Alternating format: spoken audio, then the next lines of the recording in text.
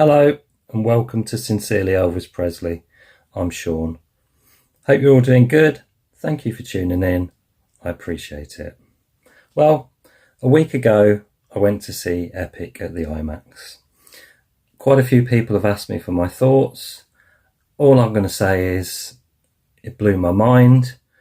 It's dazzling, it's stunning, it's breathtaking, it's emotional. It's so good in IMAX, it's untrue. Is it the best Elvis film we've ever had? Very, very possibly. I've got zero things to pick it apart for. I loved every second of it. I think it was just the right length. The editing is phenomenal. I mean, that film is worth the price of admission for the Polk Salad at Annie sequence alone. It's just that good. Superlatives, you run out of them. It is so good. Believe the hype if you've not seen it.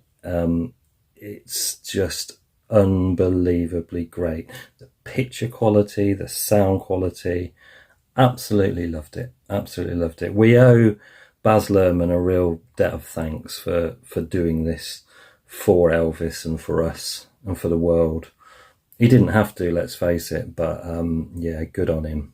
The only gripe I've got with Baz is this insistence that the audio interview that they found was unheard. We all know that's a load of old horse shit, don't we? That 40-minute interview that he gave during the filming of Elvis on Tour has been around for donkey's years. So to say it's unheard, I mean, it would have been more accurate if he said it's never been used in this way before. But that's a ridiculously little gripe. The film is phenomenal. If you haven't gone to see it yet, get yourself down there. Get everyone you can down there. It's brilliant. Anywho, that's my thoughts on EPiC for what they're worth.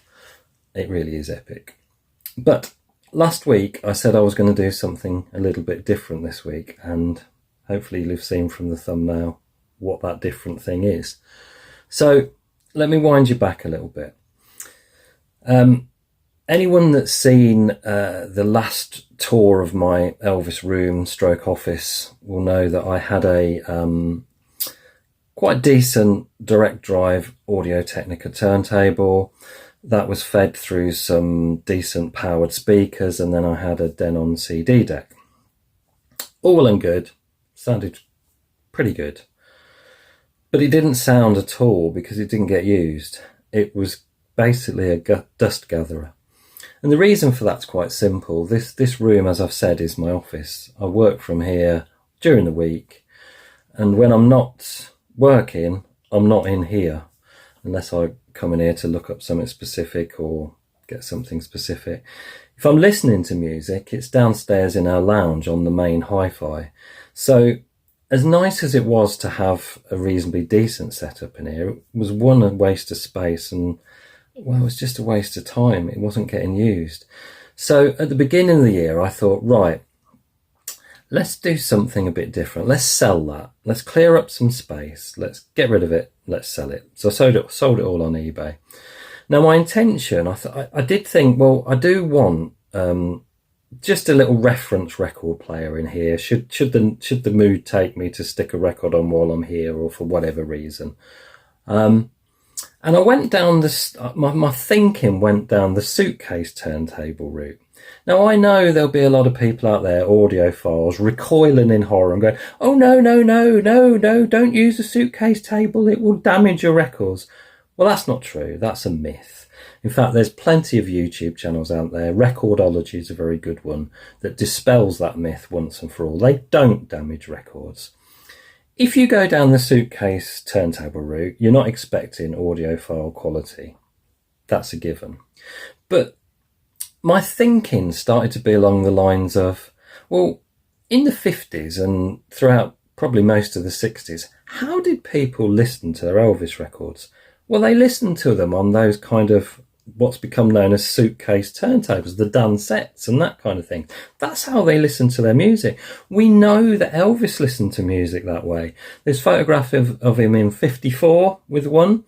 There's him on a train in 56, and also at Audubon Drive in 56 using one of those little record players. And we see him in the army using one as well. Obviously when he later on, I think RCA presented him with that massive music centre, so he probably stopped using the old portables. But that was how people consumed their music. And I thought, well, I really want to kind of recreate that in here. I think it will be really appropriate. As I said, I'm not expecting audiophile quality. It'd be rather foolish of me to do that.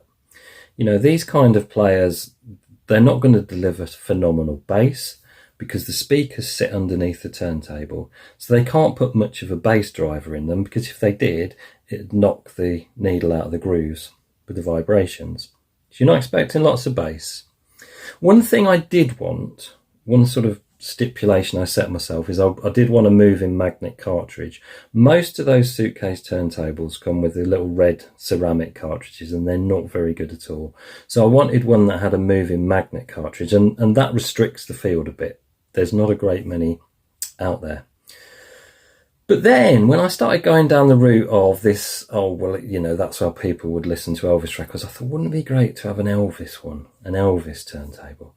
And I think that was probably prompted by the turntable that came out at the end of last year by an Austrian company called Project.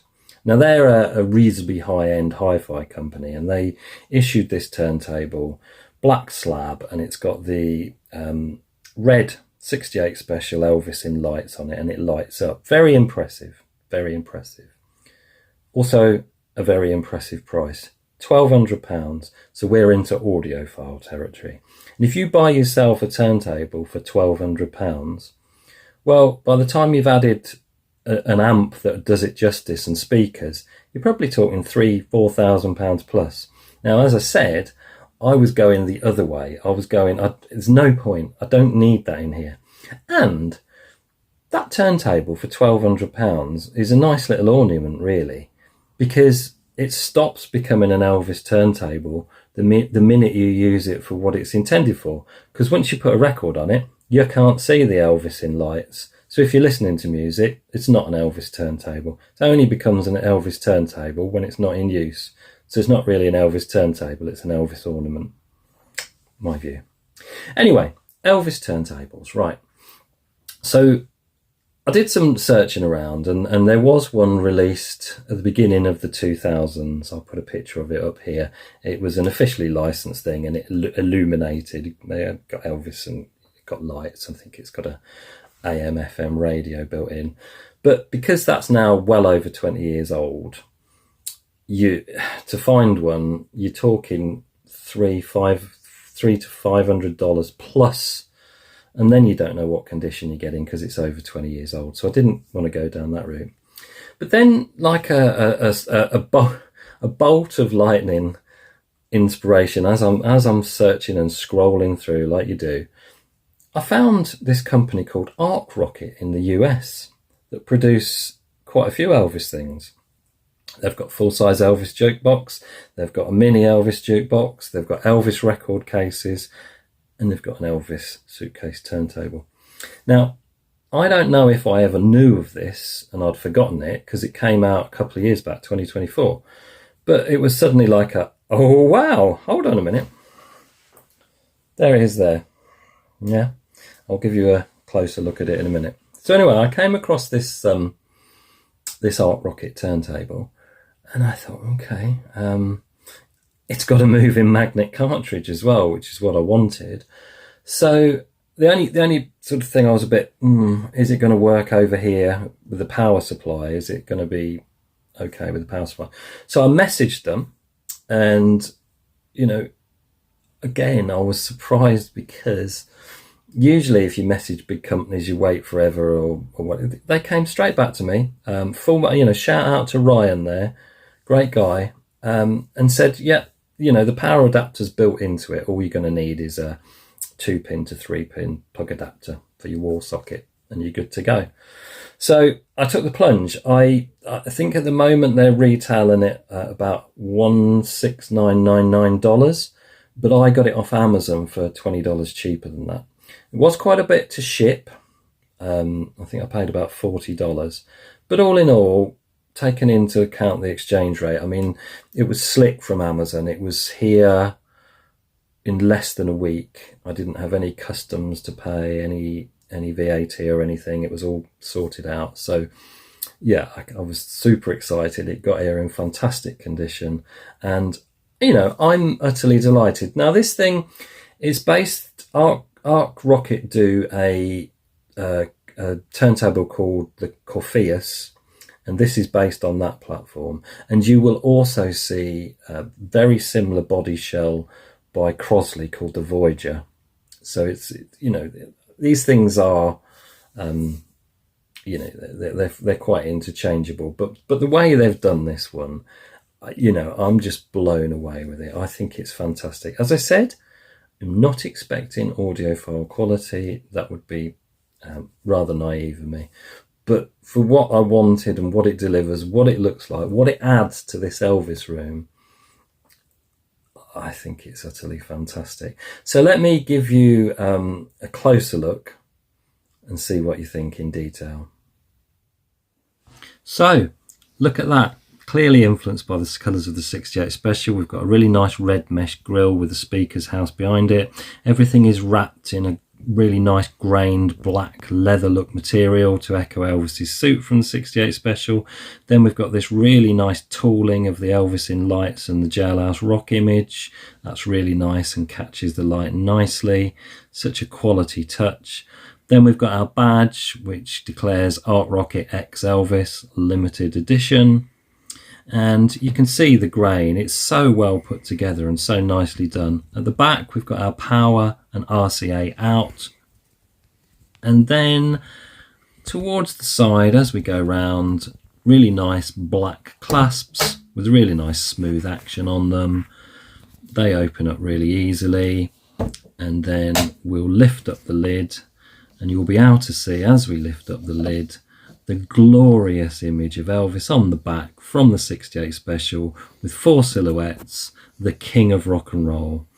Underneath that, we've got our copyright blurb. Around the edge, we've got gold stars, and this really is done flawlessly. There's not anything lifting. It's all really nicely put down.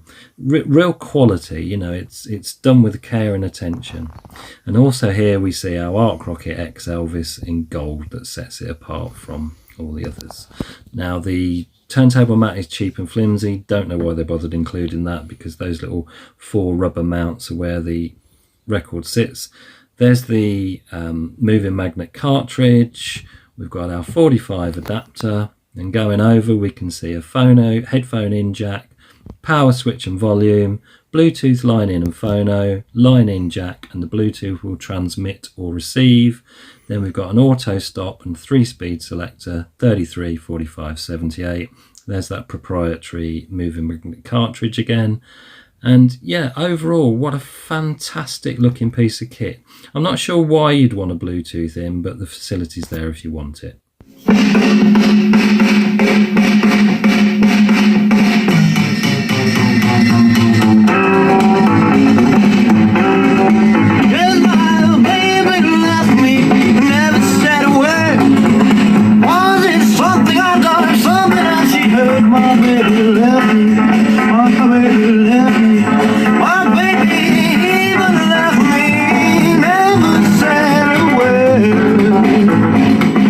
So there you go. What do you reckon? Isn't it a great looking thing? I mean, I couldn't have got anything better for this Elvis room. It's, the detailing, the styling. I think it's fantastic. Now, as I said, you're not going to get much bass with one of these turntables. But if you either Bluetooth out or better still line out with the RCA outputs at the back, I've got a nice little Marshall Bluetooth speaker. and it's got, being a Marshall, it's got some pretty decent bass. So you can improve your sound if you want to take it away from the stock speakers. So I highly recommend this. I think it's fantastic. For the money you're paying, for what you're getting, I think it's phenomenal. Now, this comes with a little bit of a caveat. It's not all perfection. The nature of these turntables, they all kind of use the same mechanisms. They're built in China, the mechanisms. And I think what they do is, in between, so when there's a silence on a record, they have this circuit built into their preamp that gives it an auto mute or a noise gate, if you like. So what it does is, if there's no signal coming from the needle, it basically shuts out the output to the amplifier through that. And that does, if the thing is, if you're going for something traditional like that you kind of want your pops and crackles in between tracks, it kind of adds to that original feel. But they shut it down totally. Now, I think that's probably more to do with the fact that the amplifiers themselves are quite buzzy and noisy in between tracks, so they want to bring that down and not let it get in the way of the listener. Because let's face it, these Suitcase turntables, they really are, in recent times, the thing that really kick-started the vinyl revival. It wasn't the purists, because the purists had always been into vinyl, so they hadn't changed. What brought it and captured the imagination of the general public was this easily accessible, affordable system that they could just get, plug and play, go and buy themselves a record, stick it on, play it. So these things, these Suitcase turntables, are what everyone has to thank for the vinyl revival, frankly. But in doing that, in wanting to just appeal to the people that just want to put it on and they've kind of gone to this, well, we'll mute it and quieten it in between tracks. Now, the problem with this, and I'm sure it's common in quite a lot of these players, is that the algorithm they use is way too aggressive. So when the sound comes back, so basically one track finishes, the preamp detects that there's no signal from the needle and it shuts the output to the amp. So it goes really quiet. But the problem is it's not quick enough to then realise when the next track starts that there's a signal coming from the needle, and there's a slight delay.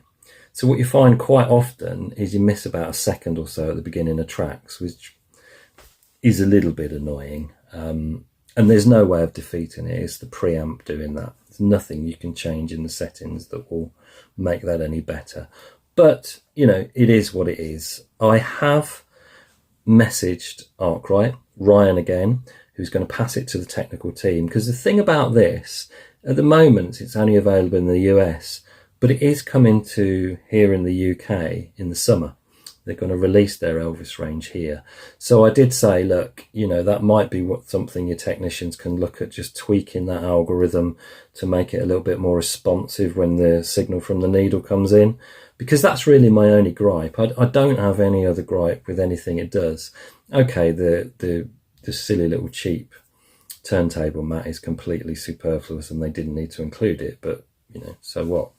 But for the build quality, for the feel of that leather look, for the colours, for the way, I just love it. I could not have got a better and more appropriate player for my Elvis room. And maybe it's something that if some of you see it, you'll think, oh yeah, I wouldn't mind adding one of those as well. Because as I say, I didn't know anything about this at all, so it was a really pleasant discovery. So yeah, I just wanted to show it, because the thing is, when I came across it, I couldn't find anything out there on it, nothing whatsoever. No one on YouTube had shown it. There was no mention of it anywhere. I think I found a brief mention of someone getting one on Reddit, and of course they just got hammered by audiophiles going, oh, you bought a Suitcase turntable, you're going to ruin all your records. Boring. You know, we're not stupid.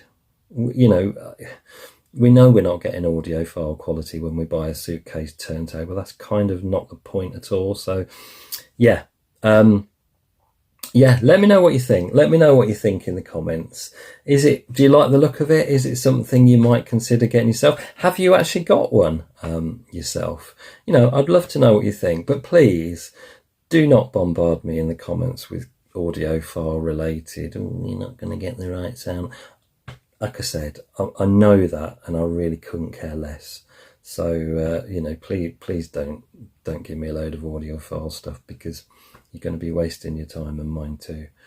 I know the score. That's not what I was looking for. That's not why I got this thing. I would have got this thing if it didn't work, just for how it looked, quite frankly. But anyway, I hope that was something a little bit different, because, as I say, I hadn't seen one, and I was so pleased to get it that I wanted to share it. So yeah, let me know what you think. Thanks for watching as always, really appreciate it. Can't tell you quite when the next video will be, but I should be back on again pretty soonish.